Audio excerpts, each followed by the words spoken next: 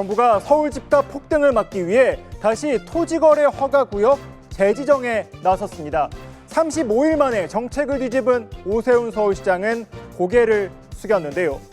3부 맥집기, 오늘은 오락가락 토어제를 정리했습니다. 지난달 12일 서울시는 잠실과 삼성, 대치, 청담 지역의 토지거래 허가구역 규제를 해제했습니다. 이 집값 상승 우려가 있었지만 서울시는 규제의 실효성이 없다며 자신감을 보였습니다.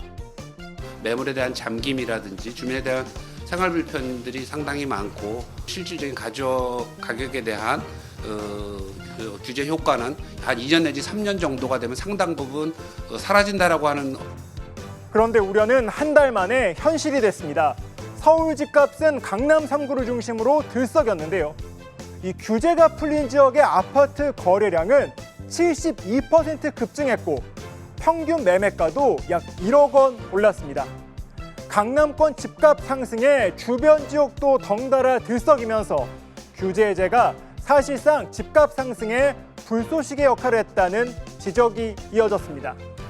부동산이 상승할 땐 규제를 해야 되고 부동산 가격이 하락할 땐 규제를 완화해야 되거든요. 근데 1월부터 부동산 가격이 상승 국면에 접어들기 시작하면서 해지했기 때문에 더 올라갔죠.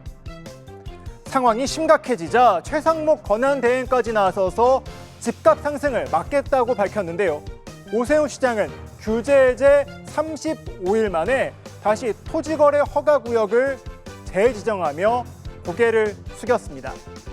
토지거래 허가구역 해제 이후 강남을 중심으로 부동산 시장의 변동성이 커졌다는 지적을 겸허히 받아들입니다.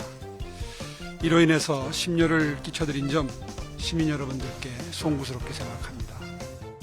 정부는 강남 3구와 용산구 일대 아파트 전체를 토지거래 허가구역으로 재지정하는 이 극약 처방을 내놓았습니다. 이 규제 지역을 구 단위로 지정한 건 이번이 처음인데요. 이 정부는 향후 시장 과열 양상이 지속될 경우 서울 마포구와 성동구 등 인근 지역까지 규제를 확대할 수 있다고 밝혔습니다. 또 조정 대상 지역과 투기 과열 지구의 추가 지정 가능성도 언급했습니다.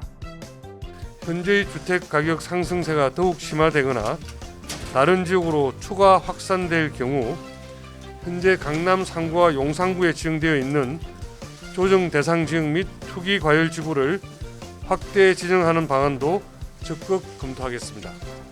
오락가락 정책에 부동산 시장은 더 큰 혼란에 빠진 상황입니다.